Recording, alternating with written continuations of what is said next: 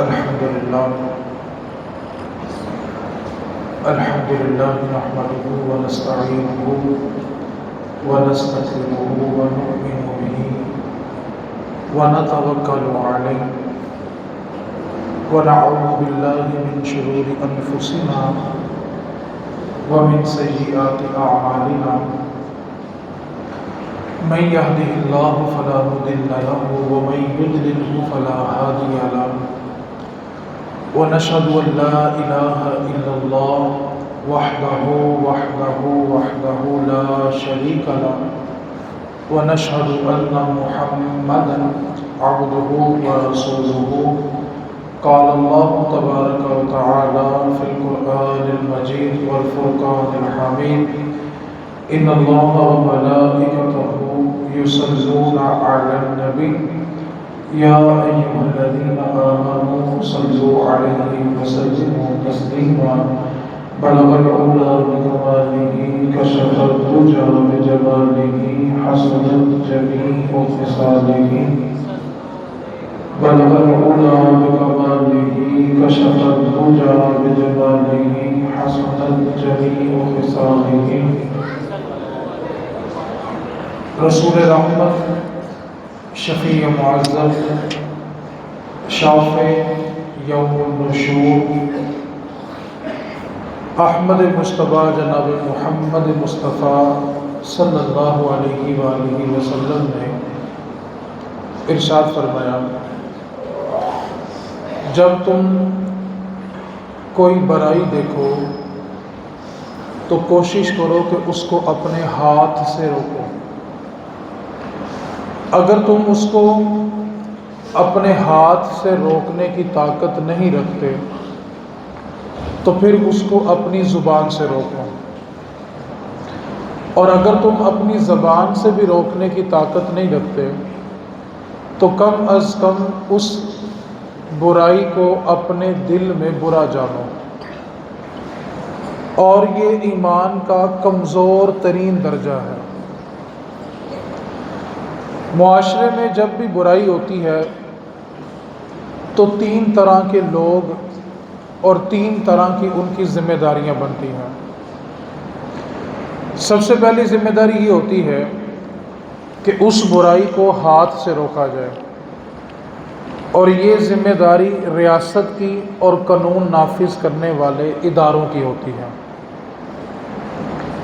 دوسرے درجے پہ حکم یہ ہے کہ جو ہاتھ سے نہیں روک سکتے وہ اپنی زبان کے ذریعے اس برائی کو روکیں، لوگوں کو سمجھائیں، اور یہ ذمہ داری ان کی ہے جن کو اللہ اس کے رسول نے منبر عطا کیے ہیں۔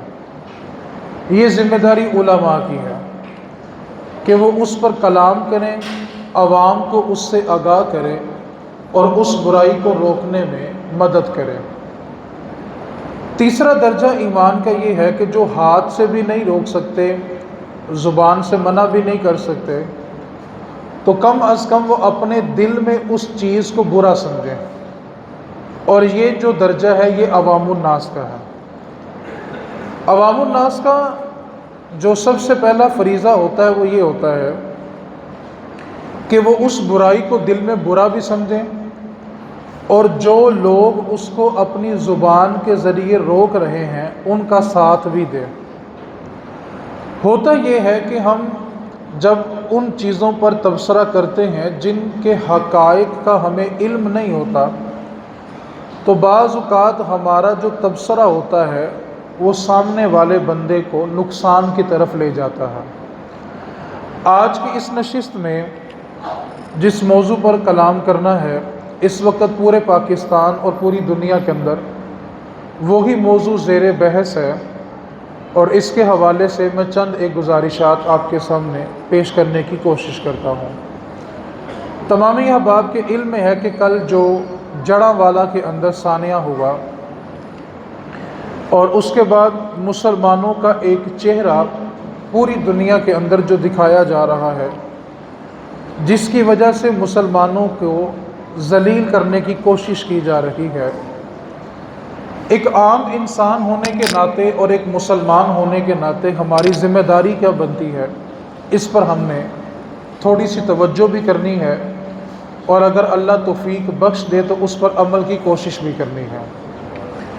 سب سے پہلی بات، ایک بات کو ذہن نشین رکھ لیں، کائنات میں اللہ رب العزت نے سب سے زیادہ جس کو عزت عطا کی وہ مدینے والے رسول کی ذات ہے۔ نہ اس طرح کی عزت کسی کو ملی ہے، نہ کبھی ملے گی۔ دوسری بات یہ یاد رکھیں، رسول رحمت صلی اللہ علیہ وسلم سے جو ہمارا رشتہ ہے وہ عشق کا ہے اور جنون کا ہے۔ یہ جنون کا مسئلہ ہے، اس میں عقل کا عمل دخل نہیں ہے، کیونکہ جس مقام پر جنون ہوتا ہے وہاں عقل کو اجازت نہیں ہوتی، اور جہاں پر عقل اپنا عمل دخل رکھتی ہو وہاں پہ نہ عشق ہوتا ہے نہ جنون ہوتا ہے۔ اس کو بندہ یہ کہہ سکتا ہے کہ مجھے یہ اچھا لگتا ہے یا مجھے اس سے پیار ہے، بس۔ جس سے عشق ہو جائے یا جنون کی حد تک چلا جائے وہاں پہ عقل کو عمل دخل نہیں ہوتا۔ اور نبی پاک صلی اللہ علیہ وسلم سے جو ہر امتی کا رشتہ ہے، وہ چاہے سب سے بڑا گناہ گار بھی ہے نا، لیکن وہ اپنے نبی سے محبت بڑی ٹوٹ کے کرتا ہے۔ وہ رسول رحمت صلی اللہ علیہ وسلم کے معاملے میں بڑا حساس ہے۔ تو اس واسطے اس گفتگو کو بڑے تحمل کے ساتھ سمجھنے کی کوشش کریں۔ آپ سبھی احباب کے علم میں ہوگا کہ 1 سال پہلے سری لنکا کے ایک بندے کو سیال کوٹ کی ایک فیکٹری میں تشدد کر کے مار دیا گیا تھا، اور اس کے اوپر جو الزام لگا تھا وہ یہ تھا کہ اس نے اسلامی پوسٹر لگے ہوئے تھے تو ان کو پھاڑ دیا تھا۔ تو جو فیکٹری کے ملازمین تھے انہوں نے اس کو تشدد کر کے مار دیا۔ کل جو جڑاں والے میں سانحہ ہوا، میں پہلے تھوڑا سا اس کا پس منظر آپ کو بتا دوں تاکہ آپ کو گفتگو سمجھ آ جائے۔ اس وقت تک جڑاں والے میں مسلمانوں نے عیسائیوں کے 4 چرچ جلا دیے ہیں اور 40 گھر عیسائیوں کے جلا دیے ہیں۔ جو بزرگ ساتھی ہیں میرے، وہ میری بات کا اشارہ سمجھ جائیں گے۔ آپ کو یاد ہوگا کہ چند سال پہلے بادامی باغ میں ایک عیسائی کا معاملہ ہوا تھا، تو مسلمانوں نے بادامی باغ کا جو علاقہ تھا عیسائیوں کا، اس سارے کو آگ لگا دی تھی۔ اس وقت بھی میں نے کہا تھا کہ جس کے ساتھ آپ نے یہ رویہ کیا ہے نا، آپ ساری زندگی بھی اس کو دین اسلام کی تبلیغ کریں وہ کلمہ نہیں پڑے گا، کیونکہ آپ کے رویے نے اس کو یہ دکھایا ہے کہ شاید اسلام اسی کا نام ہے۔ اس لیے تھوڑا پس منظر سمجھ لیں تاکہ اس پہ گفتگو کرنا تھوڑی آسان ہو جائے۔ اب 4 چرچ ہیں عیسائیوں کے جن کو آگ لگائی گئی اور اس بلڈنگ کو توڑ دیا گیا۔ 40 کے قریب گھر ہیں جن کو آگ لگائی گئی، اور وہ گھر جو تھے وہ عیسائیوں کے تھے۔ آپ مجھے بتائیں، جو گھر جلائے گئے اس میں وہ مزدور بھی شامل تھے جنہوں نے تنکا کر کے اپنی بیٹی کا جہیز بنایا تھا، اور چند مہینوں کے بعد اس کی رخصتی تھی، اور وہ مزدور بندے نے تپتی دھوپ میں مزدوری کر کے بیٹی کا جہیز بنایا، آپ نے اس کو آگ لگا دی۔ اب بتائیں، آپ اس عیسائی کو ساری زندگی تبلیغ کریں کہ کلمہ پڑھ لو، وہ کلمہ پڑھے گا؟ کیوں؟ لوگ ہماری گفتگو سے متاثر نہیں ہوتے، لوگ ہماری تربیت اور ہمارے کردار سے متاثر ہوتے ہیں۔ ہم نے جو اپنا کردار پیش کیا پہلے اس کو سمجھنے کی کوشش کریں۔ سب سے پہلے ایک بات کو یاد رکھیں، نبی پاک صلی اللہ علیہ وسلم نے جب مکہ کو فتح کیا تھا تو نبی پاک صلی اللہ علیہ وسلم نے اپنے بڑے بڑے دشمنوں کو معاف کیا تھا۔ اتنے بڑے بڑے دشمن کہ حضور کی صاحبزادی کا قاتل آ گیا تو نبی پاک صلی اللہ علیہ وسلم نے اس کو بھی معاف کیا۔ لیکن ایک بندہ تھا ابن خطل، اس کو اور اس کی جو لونڈیاں تھیں نبی پاک صلی اللہ علیہ وسلم نے ان کو قتل کروایا تھا۔ اس کی وجہ یہ تھی کہ یہ ابن خطل اور اس کی جو لونڈیاں تھیں یہ شعر و شاعری کر کے نبی پاک صلی اللہ علیہ وسلم کی گستاخی کیا کرتی تھی، اور نبی پاک صلی اللہ علیہ وسلم کو انہوں نے بڑی اذیت دی ہوئی تھی۔ اب ابن خطل کو جب یہ پتہ چلا کہ نبی پاک صلی اللہ علیہ وسلم نے مکہ کو فتح کر لیا ہے تو یہ کعبے کے غلاف کے اندر جا کے چھپ گیا، کعبے کی دیوار سے ٹیک لگائی اور اپنے اوپر کعبے کا غلاف ڈال لیا۔ اب نبی پاک صلی اللہ علیہ وسلم نے حکم دیا کہ ابن خطل اور اس کی لونڈیاں جہاں ملیں ان کو قتل کر دو۔ اب صحابہ نکلے تو پتہ چلا کہ ابن خطل جو ہے وہ کعبے کی دیوار کے ساتھ اور کعبے کے غلاف کے پیچھے چھپا ہوا ہے۔ نبی پاک صلی اللہ علیہ وسلم نے کہ اس کو وہیں سے نکالو، وہیں پہ قتل کر دو۔ دشمن کو معاف کرنا اور چیز ہے، گستاخ کو قتل کرنا اور چیز ہے۔ اب ہمیں یہ اختیار نہیں ہے کہ ہم نبی پاک صلی اللہ علیہ وسلم کے گستاخ کو معاف کریں، اس کو تھوڑا سا تحمل کے ساتھ اور علم کے ساتھ سمجھنے کی کوشش کریں۔ نبی پاک صلی اللہ علیہ وسلم کی ذات کا جو معاملہ ہے وہ اتنا حساس ہے کہ اگر آپ کسی بھی گستاخ کو معاف کر دیتے ہیں، آپ کہتے ہیں جی اس نے توبہ کر لیا تو اس لیے ہم نے معاف کر دیا، تمام احناف کا اس بات پر اتفاق ہے کہ اگر گستاخ رسول توبہ کر لے تو اس کی توبہ اللہ کے نزدیک قابل قبول ہے، اللہ اس کو معاف کر دے گا، لیکن عند العوام اس کو معاف نہیں کیا جائے گا، اور وقت کا جو قاضی ہے وہ اس کو سزا دے گا، اس پر حد جاری کرے گا، اس کو پھانسی دے گا۔ اس کی وجہ یہ ہے کہ اگر قاضی بھی اس کو معاف کر دے تو کل کو کوئی بندہ بھی اٹھے گا، پہلے گستاخی کرے گا، پھر توبہ کرے گا اور بری ذمہ ہو جائے گا، اور رسول کریم صلی اللہ علیہ وسلم کی ذات کو وہ لوگ نشانہ بنانا شروع کر دیں گے۔ اس لیے گستاخ رسول کا حکم یہ ہوتا ہے کہ اگر گستاخ رسول توبہ کر لے تو اس کی توبہ اللہ کے نزدیک قابل قبول ہے، اللہ تعالیٰ اس سے درگزر فرمائے گا، لیکن قاضی اس کو معاف نہیں کر سکتا، قاضی اس کو سزا دے گا تاکہ وہ لوگوں کے لیے عبرت کا نشان بنے، اور کوئی بھی اس کے بعد نبی پاک صلی اللہ علیہ وسلم کی ذات کے بارے میں اس طرح کے جملہ کہنے کی جرت نہ کرے، کیونکہ اگر قاضی بھی اس کو بری ذمہ کر دیں گے تو کل کو تو کوئی بھی اٹھے گا اور نبی پاک صلی اللہ علیہ وسلم کی ذات کے بارے میں نزیبہ جملے بولے گا، اور بعد میں وہ کہے گا جی میں نے اس سے رجوع کر لیا، توبہ کر لیا۔ تو لہٰذا باقی عوام کو متنبع کرنے کے لیے پہلے گستاخ کو پھانسی دینا یہ ضروری ہوگا۔ اب سوال یہ پیدا ہوتا ہے کہ گستاخ کو سزا دینا یہ کس کی ذمہ داری ہے؟ یہ جو میں جملہ بولنے لگا ہوں یہ سنی لوگوں کے لیے تھوڑا قابل توجہ ہے۔ ایک بات کو یاد رکھیں، دین صرف اور صرف جذبات کا نام نہیں ہے، دین حواس کا نام بھی ہے، دین صرف اور صرف خواہشات کا نام نہیں ہے، دین سمجھنے کا نام ہے۔ ایک بات کو زندگی بھر کے لیے یاد کر لیں کہ گستاخ کو سزا دینے کا حق صرف اور صرف ریاست کا ہے، صرف اور صرف اداروں کا ہے۔ اس کی وجہ یہ ہے کہ اگر یہ اختیار عوام کو دے دیا جائے کہ ہر بندہ اپنے محلے میں خود ہی فیصلہ کر لے تو کل کو ہوگا کیا، اور ہو بھی رہا ہے کہ دو سگے بھائیوں کا زمین کے معاملے میں جھگڑا ہوگا، ایک بھائی اس کی زمین اس کو نہیں دے رہا ہوگا، اب وہ اپنے سگے بھائی کو قتل کرے گا اور اپنی جان بچانے کے لیے یہ الزام لگائے گا کہ اس نے گستاخی کی ہے۔ اب آپ کو یاد ہوگا کہ سیالکوٹ کے اندر ایک ثانیہ ہوا تھا کہ لوگ ایک بندے کو اس لیے مار رہے تھے کہ اس نے قرآن پاک جلا دیے تھے، لیکن جب تحقیق کی گئی تو پتہ یہ چلا کہ یہ جس بندے کو مارا جا رہا ہے اس کے ساتھ مارنے والے کا کسی زمین کے بارے میں تنازع تھا، اور وہ اس کی زمین چھوڑ نہیں رہا تھا، اس نے ہر حربہ آزمایا، اس کو کوئی طریقہ نہیں ملا، تو اس نے اس کو اس لیے مار دیا کہ اس کی زمین اس کو مل جائے، لیکن اپنے آپ کو کلیئر کرنے کے لیے اس نے مرنے والے کے اوپر یہ الزام لگا دیا کہ اس نے قرآن کی بے ادبی کی ہے۔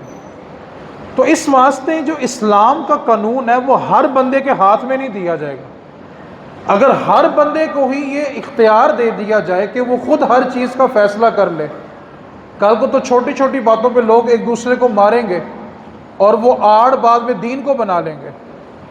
لیکن اب سوال یہ پیدا ہوتا ہے کہ لوگ اس طرح کرتے کیوں ہیں؟ جب عدالتیں بانجھ ہو جاتی ہیں، بے بس ہو جاتی ہیں اور اپنا تماشا خود لگواتی ہیں تو پھر عوام اس حد تک مجبور ہوتی ہے۔ جب آسیہ ملعونہ کا کیس ہوا تھا تو supreme court, high court, session court سب نے کہا کہ اس کو پھانسی دینی چاہیے، لیکن اس کے باوجود جب اس کو راتوں رات باہر بھیج دیا جائے گا تو بتائیں اس کے بعد پھر لوگ قانون ہاتھ میں نہ لیں تو کیا کریں؟ جس وقت سلمان تصیر قتل ہوا تھا اور غازی ممتاز حسین قادری نے اس کو قتل کیا تھا، اس قتل کی وجہ کیا تھی؟ یہی وجہ تھی کہ جب سلمان تصیر نے نبی پاک صلی اللہ علیہ وسلم کی شریعت کو کالا قانون کہا اور ظالم قانون کہا، اور کہا کہ میں آسیہ کو رہا کرواؤں گا، اور اس کے ساتھ بیٹھ کے پریس کانفرنس کی، تو سب نے اس کے خلاف مقدمہ درج کروایا کہ اس نے شریعت کے قانون کو کالا قانون کہا ہے، اور اس نے یہ کہا ہے کہ میں سارے علماء کے فتوے اپنی جوتی کی نوک پہ رکھتا ہوں، تو لہذا اس پر گرفت کی جائے، اس کو پکڑا جائے۔ لیکن کسی بھی ادارے نے اس پر توجہ نہیں دی۔ جب عدالتیں بانجھ ہو جائیں گی اور وہ بڑے بڑے لوگوں کی رکھیل بن جائیں گی تو پھر عوام قانون کو اپنے ہاتھ میں ضرور لے گی۔ جب عدالتوں کا کردار یہ ہوگا کہ دوپہر کو 2 بجے فیصلہ سنائیں گی اور شام 6 بجے جج کی باہر جانے کی ٹکٹ ہوگی کہ وہ اپنا سارا خاندان لے کے پاکستان سے چلا جائے، تو پھر یہ عدالت آپ کا انصاف کرنے کا ادارہ نہیں ہے، بلکہ یہ بڑے بڑے سرداروں کی رکھیل بنی ہوئی ہے جو جیسے چاہتے ہیں وہ اس کا ناچ دیکھ لیتے ہیں۔ تو عوام الناس جب اپنے ہاتھ میں قانون لیتی ہے تو اس کی سب سے بڑی بنیادی وجہ یہ ہوتی ہے کہ ریاستی ادارے جو ہوتے ہیں، جو قانون نافذ کرنے والے ادارے ہوتے ہیں، وہ اپنی ذمہ داری پوری نہیں کرتے۔ اب جو میں تصویر کا رخ آپ کے سامنے بیان کرنے لگا ہوں، آپ نے تھوڑی سی اس پہ توجہ کرنی ہے۔ ہمارے پاکستان کا ایک قانون ہے 295C، 295C۔ اس کو بالکل سادہ لفظوں میں اگر پڑھنا ہو تو وہ ایک جملہ یہ ہے کہ جو بھی نبی پاک صلی اللہ علیہ وسلم کی ذات کے بارے میں ہلکا جملہ بولے گا اس کو پھانسی دی جائے گی۔ یہ ہمارے پاکستان کا قانون بھی کہتا ہے۔ اب اس کا نتیجہ کیا دیکھیں، جب سے یہ قانون بنا ہے آج تک اس قانون پہ عمل نہیں ہوگا۔ کوئی ایک بندہ دکھا دیں جس کو سزا اس لیے دی گئی ہو کہ اس نے نبی پاک صلی اللہ علیہ وسلم کی ذات کے بارے میں ہلکا جملہ بولا ہے۔ جب آپ قانون بنانے کے بعد خود ہی قانون پر عمل نہیں کریں گے، آپ جب بڑے بڑے جگیرداروں کی اور جرنیلوں کی رکھیل بن جائیں گے تو پھر عوام الناس قانون اپنے ہاتھ میں خود لے گے۔ دوسری بات، ایک بات کو اور ذہن نشین رکھیں، کسی بھی معاملے میں اپنی رائے دینے سے پہلے آپ کے لیے یہ بات جاننا ضروری ہوتا ہے کہ یہ معاملہ ہوا ہے یا کروایا گیا ہے۔ تیسری بات، آپ کے سامنے یہ چیز بھی ہونی چاہیے کہ یہ معاملہ سراسر گستاخی پر مبنی ہے یا عوام الناس کی توجہ کسی اور طرف لگوانے کی کوشش کی گئی ہے۔ سب سے بنیادی بات یہ ہے، آپ تاریخ اٹھا کے دیکھ لیں، تب دین اسلام کی، قرآن کریم کی، نبی پاک کی گستاخی ہوگی جب اسلام تیزی سے پھیلے گا۔ اب جب اسلام تیزی سے پھیلتا ہے تو عالمی قوتیں یہ تلاش کرتی ہیں کہ کس طرح لوگوں کو اسلام سے متنفر کیا جائے۔ اب وہ کرتی کیا ہے کہ کوئی ایسا سانحہ کرواتی ہیں جس میں مسلمانوں کو مشتعل کیا جاتا ہے، مسلمانوں سے ایسے کام کروائے جاتے ہیں تاکہ وہ دنیا کے سامنے رکھیں کہ یہ دیکھیں مسلمانوں کا اصل چہرہ یہ ہے، لہٰذا تم ان کا کلمہ نہ پڑھنا۔ آپ تاریخ اٹھا کے دیکھ لیں، جب اسلام تیزی سے پھیلا ہے نا، اسی سال انگریز نے گستاخی کی ہے، اس کے علاوہ وہ گستاخی نہیں کرتے۔ اور گستاخی کرنے کا مقصد کیا ہوتا ہے کہ جب گستاخی کی جائے گی مسلمان اس پہ اپنا رد عمل ظاہر کریں گے، تو ہم دنیا کو مسلمانوں کی یہ تصویر دکھائیں گے کہ مسلمانوں کا اصل چہرہ یہ ہے جو انسانوں کو قتل کرتے ہیں۔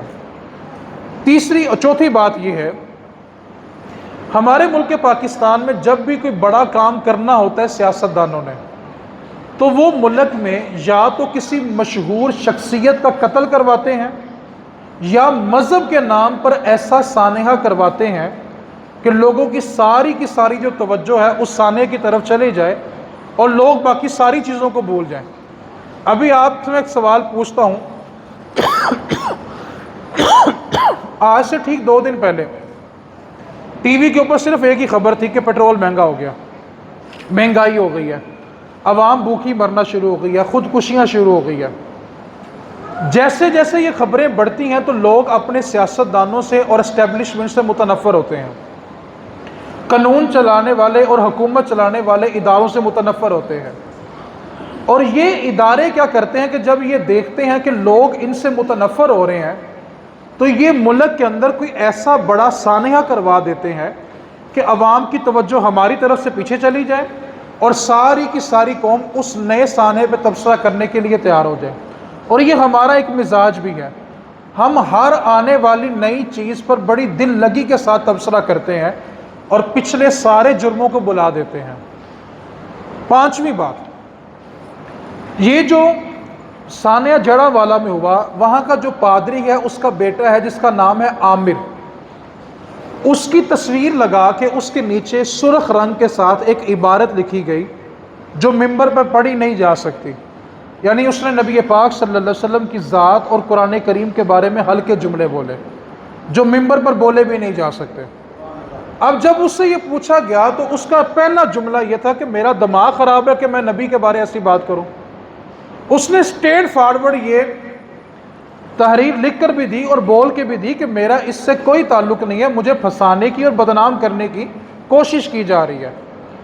اب ہوتا کیا ہے، آپ نے میری بات کو توجہ سے سننا ہے۔ جس وقت پاکستان بنا تھا نا، میں نے پچھلے جمعے اس پہ تفصیلی کلام کیا ہے، انگریزوں نے ہمارے مسلمانوں میں سے علماء کو 600 روپے تنخواہ پہ خرید لیا تھا، جنہوں نے ممبر پر بیٹھ کے یہ فتوے دیے تھے آج کے بعد گائے کی قربانی کوئی نہیں کرے گا، کیوں کہ ہندو اس کی پوجا کرتے ہیں۔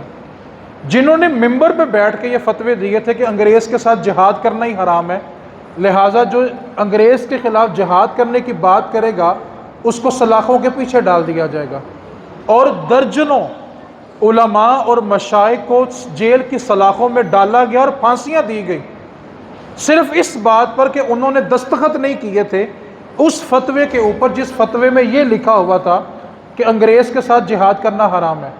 انہوں نے کہا کہ جب اللہ کریم نے قرآن میں حکم دیا ہے کہ انگریز کے خلاف، کافر کے خلاف تم نے جہاد کرنا ہے، تو ہم قرآن کی مخالفت نہیں کر سکتے، تو انہوں نے فتوے پہ سائن نہیں کیے۔ نتیجہ یہ نکلا کہ ان علماء، ان مشائخ کو اٹھا کے جیل کی سلاخوں میں ڈالا گیا اور پھانسی دے دی گئی۔ اب ہوتا یہ ہے کہ جب یورپ اور پاکستان کے ادارے یہ محسوس کرتے ہیں کہ لوگ ہم سے متنفر ہو رہے ہیں اور لوگوں کے دلوں میں ہمارے خلاف بغاوت بڑھ رہی ہے، آپ سب جانتے ہیں کہ اس وقت جتنے لوگ آپ بھی بیٹھے ہوئے ہیں آپ میں شدید غم بھی ہے اور غصہ بھی ہے۔ اس وقت جتنے لوگ بیٹھے ہوئے ہیں کوئی ایک ادارہ بھی بتا دیں جس سے یہ لوگ پیار کرتے ہوں۔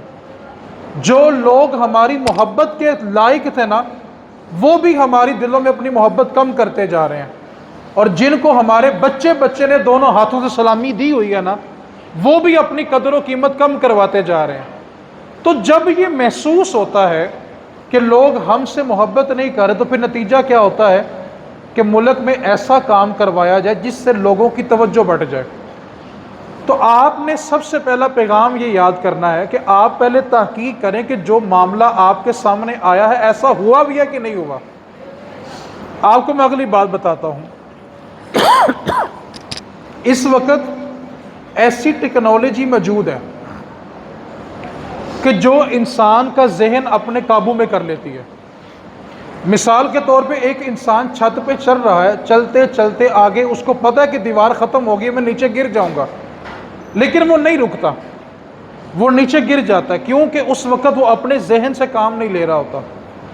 میں آپ کو ایک اور چیز سمجھاتا ہوں، جو نوجوان موبائل یوز کرتے ہیں، انٹرنیٹ، شاید ان کو پتہ ہوگا، ایسی ٹیکنالوجی اس وقت آ چکی ہے کہ آپ کی آنکھوں کے سامنے ایک بندہ دوسرے بندے کو گولی یا چاقو مارے گا، آپ ان دونوں کی شکلیں بھی دیکھیں گے، لیکن حقیقت میں نہ وہاں پر بندے موجود ہوں گے، نہ کسی نے کسی کو مارا ہوگا۔ یہ ٹیکنالوجی اس وقت استعمال ہو رہی ہے، انٹیلیجنس کے اداروں کے پاس یہ ٹیکنالوجی اس وقت موجود ہے کہ ہمیں جو سامنے دکھایا جا رہا ہوتا ہے حقیقت میں ویسا نہیں ہوتا، وہ صرف اور صرف عوام الناس کے یا بندوں کے ذہن میں بٹھانے کے لیے کچھ تصاویر ہوتی ہیں جس سے ان کی توجہ بٹانا مقصود ہوتا ہے۔ تو سب سے پہلے ہمارا یہ فرض بنتا ہے کہ ہم اس بات پر تحقیق کریں کہ آیا جس کو گستاخی کہا جاتا ہے، جس کو کہا گیا کہ انہوں نے بے حرمتی کر دی، آیا وہ واقع ہوئی بھی ہے یا نہیں ہوئی۔ اور اگر بالفرض یہ مان بھی لیا جائے کہ ہو گئی ہے، تو سوال یہ پیدا ہوتا ہے کسی کی عبادت گاہ کو جلانے کا حکم کس نے دیا؟ کسی کے گھر کو آگ لگانے کا حکم کس نے دیا؟ کیا دین اسلام کا یہ حکم ہے؟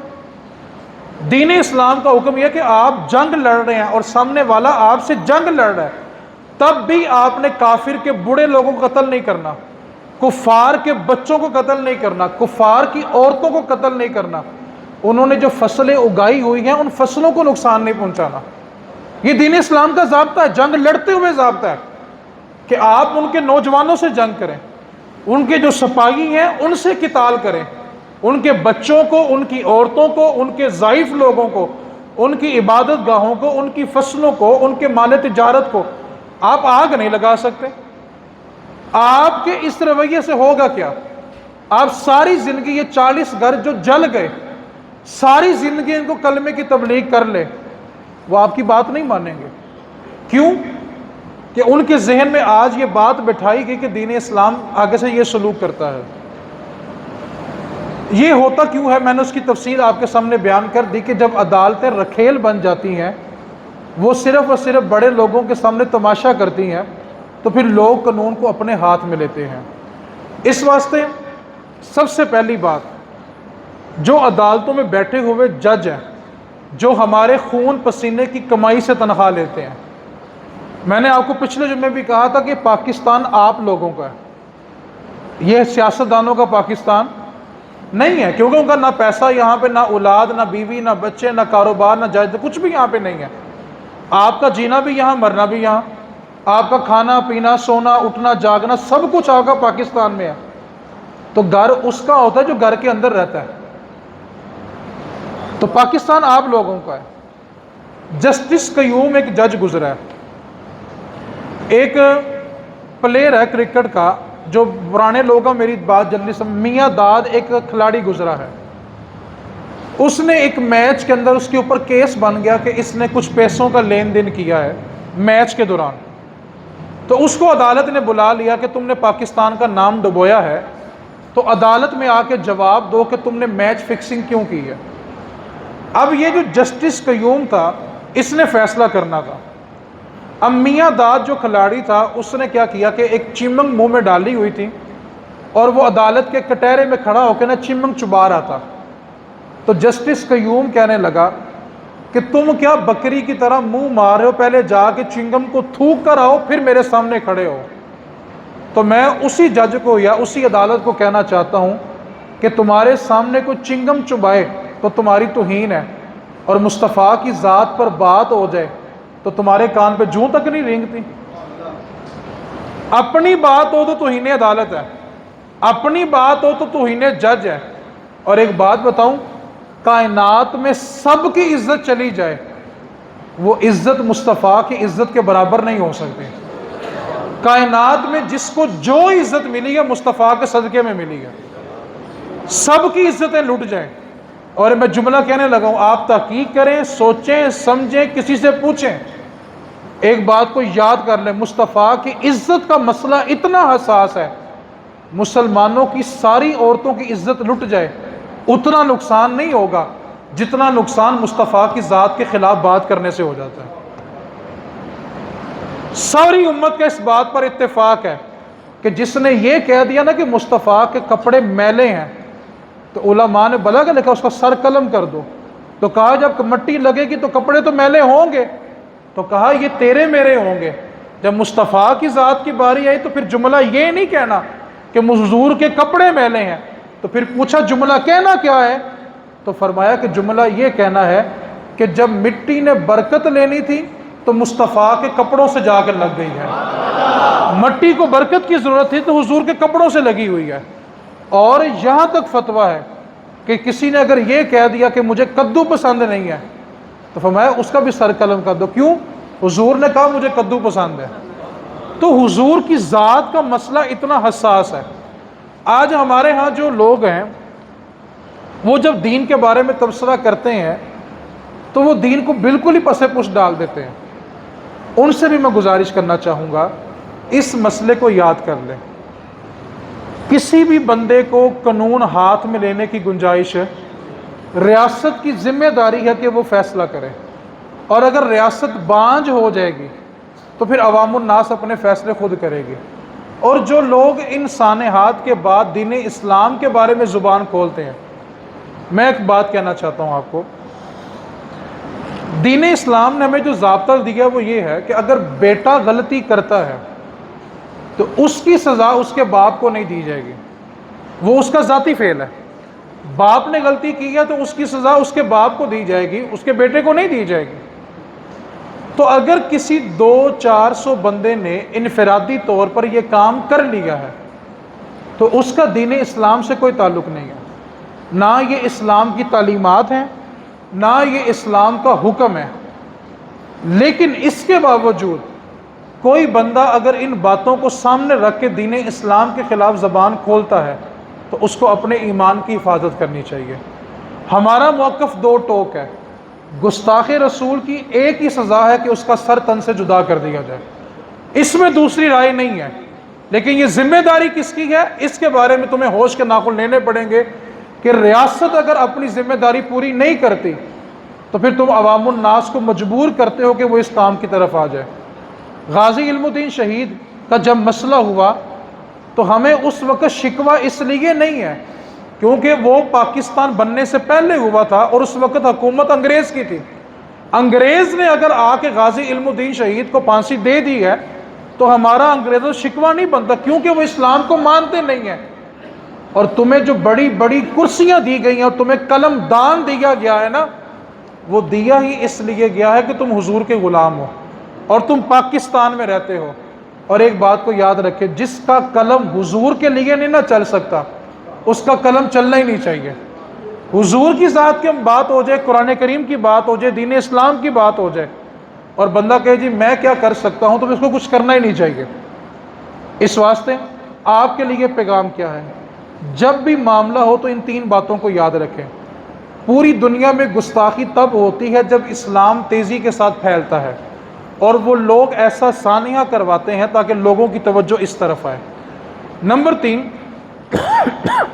اس وقت ہمارے ملک کے جو حالات ہیں، ہم سب جانتے ہیں کہ ہر بندہ اس وقت ہر ادارے سے متنفر ہے، تو لوگوں کی توجہ ہٹانے کے لیے بھی بعض اوقات ایسے معاملات کر دیے جاتے ہیں۔ اس واسطے کسی بھی بندے کو ہاتھ میں قانون لینے کی اجازت نہیں ہے۔ اگر ہر بندے کے ہاتھ میں قانون دے دیا تو میرا یہ جملہ یاد رکھنا، کل کو سگے بھائیوں کا آپس میں تنازع ہوگا، وہ ایک دوسرے کو زمین کی خاطر، گھر کی خاطر قتل کریں گے اور بعد میں الزام یہ لگائیں گے کہ اس نے گستاخی کی تھی۔ لوگ اپنے ذاتی معاملات کے لیے لوگوں کے اوپر توہین اسلام کا یہ لیبل لگائیں گے۔ اس واسطے اس معاملے سے بچیں۔ آج ہم جس دور سے گزر رہے ہیں نا، بڑا جذباتی دور ہے۔ جو بندہ سیدھی سیدھی بات سمجھانے کی کوشش کرتا ہے تو لوگ بلا کہتے ہیں یہ ڈر گیا ہے، یہ ڈر پھوک ہو گیا، اس کے اندر جذبات ہی نہیں ہے۔ اور آج ہم اس دور سے گزر رہے ہیں کہ جو فتنے کا دور ہے، ذرا ذرا سی بات کو کاٹ کے توڑ مروڑ کے لوگوں کے سامنے بیان کر کے لوگ کہتے ہیں دیکھیں جی انہوں نے بڑی نرم بات کر دی ہے۔ میں نے نرم بات یہ کی ہے کہ جو بھی نبی پاک کا گستاخ ہوگا اس کا سر تن سے جدا کیا جائے گا، یہ میں نے برملا کہا ہے۔ لیکن میں نے ساتھ جملہ یہ کہا ہے کہ یہ کام ریاست کا ہے، ہر بندے کا یہ اختیار نہیں ہے، ورنہ لوگ اپنے گلی محلوں کی لڑائیوں میں بندے مار دیں گے اور بعد میں الزام جو ہے اس کے اوپر توہین مذہب کا لگا دیں گے۔ اس لیے بندوں کو یہ رخصت نہیں ہے کہ وہ قانون کو اپنے ہاتھ میں لیں۔ اس واسطے اس پرفتن دور سے اپنے آپ کو بچائیں، بلا وجہ کسی کے معاملات میں عمل دخل نہ کریں۔ اور بالخصوص آج کا سوشل میڈیا کا زمانہ ہے، اب یقین جانیں ایسے ایسے بدتمیز قسم کے لوگ دین بیان کر رہے ہیں، جو دین بیان کرتے ہیں تو لہجہ اتنا تکبرانہ ہوتا ہے اور انسان یہ سمجھتا ہے کہ شاید 14 صدیوں میں جو دین اس بندے کو سمجھ آیا ہے نا، وہ 14 صدیوں میں اور کسی کو آیا ہی نہیں ہے۔ یعنی وہ ساری امت کو گمراہ بھی کہہ رہا ہوتا ہے، بدعتی بھی کہہ رہا ہوتا ہے، شرک بھی کہہ رہا ہوتا ہے۔ حالانکہ ایک حدیث پاک آپ نے آج یاد کر کے جانی ہے۔ نبی پاک صلی اللہ علیہ وسلم نے ارشاد فرمایا تھا کہ میری امت کی کبھی بھی کثرت گمراہی پہ جمع نہیں ہوگی، میری امت میں کثیر تعداد کبھی گمراہی کی نہیں ہوگی۔ جب حضور یہ یقین دلا کے گئے ہیں کہ میری امت گمراہی پہ جمع نہیں ہوگی تو آج کل کے اسکالر بڑے برملا بڑے آسان لفظوں میں ساری امت کو گمراہ کہہ رہے ہوتے ہیں۔ تو اس واسطے جو لوگ پاکستان میں رہتے ہیں غیر مسلم ہیں، وہ یہاں ٹیکس پے کرتے ہیں، ریاست کی ذمہ داری ہے کہ ان کو تحفظ دے، ریاست کی ذمہ داری ہوتی ہے کہ ان کے حقوق کا خیال کرے، اور جن لوگوں نے قانون ہاتھ میں لیا ہے ان کو اس کے بارے میں پوچھنا چاہیے۔ آخری بات، آپ مجھے بتائیں کہ آپ جتنے لوگ بیٹھے ہوئے ہیں، دھوپ میں کوئی بندہ کتنی دیر کھڑا ہو سکتا ہے؟ بولو تو صحیح یار، کوئی 2-4 منٹ کھڑا ہو جائے گا؟ سخت دھوپ ہو، 2-4 منٹ ہی ہوں تو کھڑا ہو سکتے ہیں؟ ہم جلد از جلد کوشش کیا کریں گے؟ بولو تو صحیح یار، کیا کرنے کی جی؟ چھاؤں کرنے کی کیا کریں گے؟ کوشش کریں گے۔ آپ سارے اے سی لگا کے بیٹھے ہوئے ہیں تو کچھ ویر تو پہ نماز پڑھ دینا، ایسا ہے کہ نہیں ہے؟ تو کیا خیال ہے اگر وہ بھی چھاؤں میں آ جائیں تو؟ ان پہ چھاؤں کرنے کے لیے آپ کو چھاؤں کرنی پڑے گی نا۔ تو آپ مہربانی کریں، آپ سب احباب کے علم میں آ کے کام ہو رہا ہے، کوشش کریں کہ بیچارے گرمی سے سامنے آ کے بیٹھیں، ٹھیک ہے؟ وہ کہتے ہیں اوپر آواز آتی ہے تصویر نہیں آتی، ٹھیک ہے؟ تو آپ دعا کریں اور تعاون بھی کریں تاکہ یہ حال کھل جائے اور جتنے لوگ ہیں وہ سارے کے سارے سامنے آ کے بیٹھیں۔ تو امید کرتا ہوں کہ انشاءاللہ آپ اس بات پر توجہ، کسی کے لیے چھاؤں کریں گے کہ نہیں کریں گے؟ چلے میں ایک جملہ بول دیتا ہوں، جس نے یہ ٹیلنے یا پتھر یا کچھ لگایا تھا اس کو فوت ہوئے اگر 20 سال ہو گئے ہیں، 20 سال سے اس کی قبر میں تو جانا ہم نے بھی ہے کہ نہیں؟ تو مہربانی کریں، اللہ تعالی ہمارے آخرت کے معاملات کو آسان کرے۔ وما علینا الا البلاغ المبین۔